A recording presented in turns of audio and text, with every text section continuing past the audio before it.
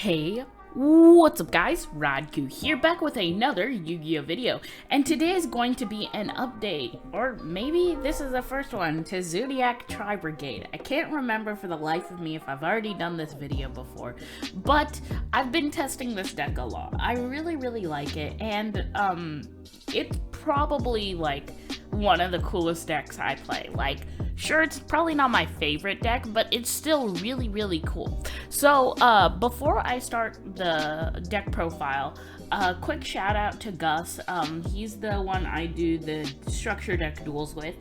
He has a podcast. Go down in the description. It is called Weeb and Weebly. They're starting out,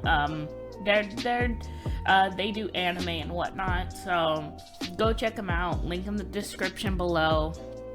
So, yeah, without further ado, let's jump right into the deck. Starting things off, of course, I play one copy of Radku. This is the whole, like, Zoodiac engine. Basically, Zoodiac is known for its insane consistency, because all of its cards are one-card combos. I say combos very loosely, because they're technically one-card starters, because this deck doesn't really have a lot of combos, other than with Tri-Brigade. So, I'll just blaze through the, Zoodiac cards. So, Radku sends a Zoodiac from deck to graveyard. Thoroughblade, it has the most attack, and it discards a Zoodiac to draw one card. Whiptail is like another high attack, on top of the fact that it can attach itself to its to an Xyz monster, which is pretty good. 3 copies of Ram. This card is a trap negation, which is really good. And I play 1 copy of Cataroost because it's the second best one, or second worst one, so I wanted to just kind of supplement the plays with another starter card. So that is it for the Zoodiac engine. Basically, the Zoodiac engine is you normal summon one of the Zoodiacs, and then you Xyz summon using that one card, and then go into a Trident. You have 2 pops during your opponent's turn. That's it. So into the Tri-Brigade cards, I play 3 copies of Tri-Brigade Kit. This card is really good, because, like, so, basically all the Tri-Brigades have an effect where you can banish any number of Beast, Beast Warrior, or Winged Beast from your graveyard to special summon, a Beast, Beast Warrior, or a Winged Beast Link monster from your extra deck with a Link rating equal to the number of banished. Also, you're locked into, that kind, because I don't want to say that again. Then it has a graveyard effect of if this card is sent to the graveyard, you can send 1 Tri-Brigade from your deck to the graveyard, which is really good. So basically, your main play is going to be with Fractal. So this card is one of your main Tri-Brigade cards. So what you do is you use the effect of Fractal to discard it to send a Kit. Then you can use Kit's effect to send a Nerval. Then you can use Nerval's effect to search Crassus. Then you can normal summon Crassus, or special summon it with its first effect. And then you can banish 3 from the graveyard to special summon almost any of your Tri-Brigade extra deck cards, which is really good. This deck meshes really well, and like, it's pretty consistent, all things considered. I played 2 copies of Crassus. It's one of your main combo pieces in the Tri-Brigade engine. 2 copies of Nerval.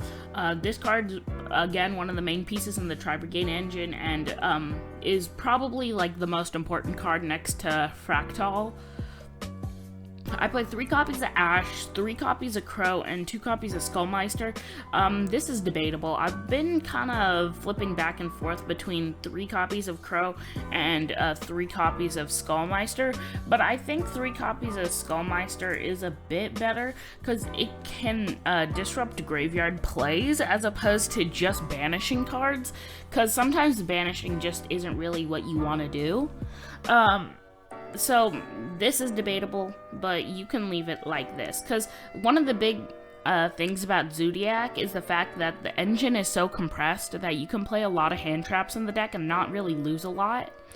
I played 1 copy of Barrier Statue of the Storm Winds. This card is kind of just like an end turn play where you can just set up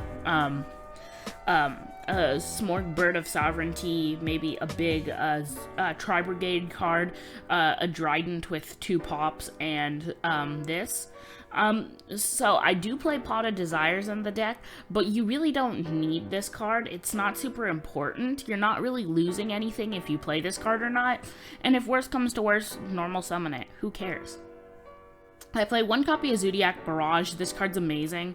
I really wish we could get it back to more than just 1, because it's basically a quick launch for Zoodiac, but it gives it a way too much consistency and gains way too much advantage for it to be off the ban list anymore.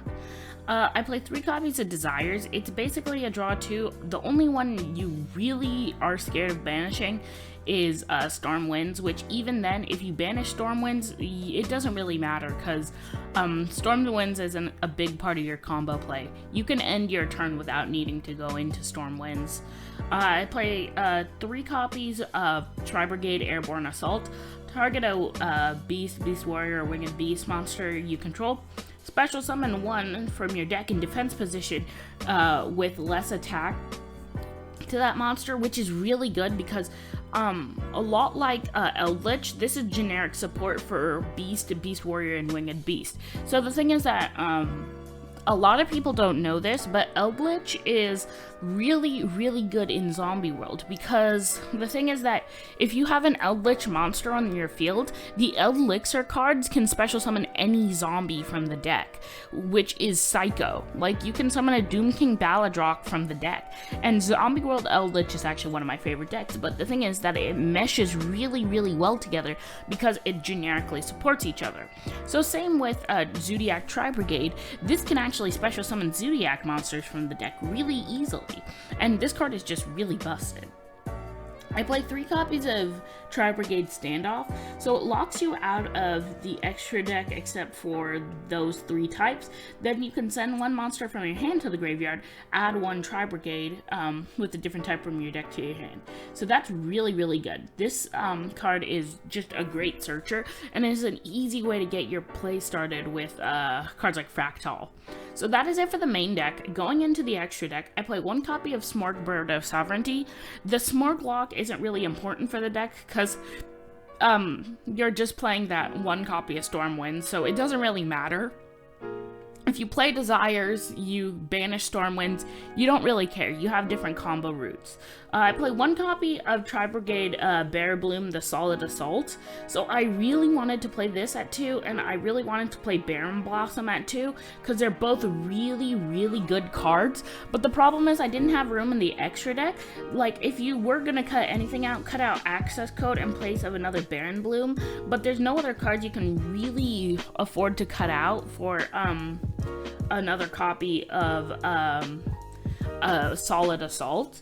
But these cards are just really good as starters or continuers for the Tri-Brigade engine.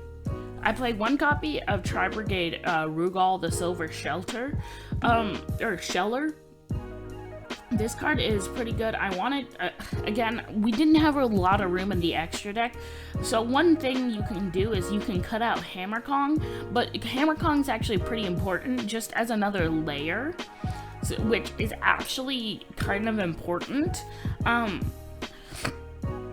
So you can't really risk cutting this out, and you can't cut out Divine Arsenal AA Zeus. I wanted to play this at 2, like, this was actually like really intense, but Access Code really does come in clutch a lot. I played 1 copy of Shuiger the Ominous Omen. This is the only card that I really didn't care about. This card's really good, but like Tri-Brigade isn't really for link climbing, it's just to support the Zoodiac engine. But like this card's actually really good.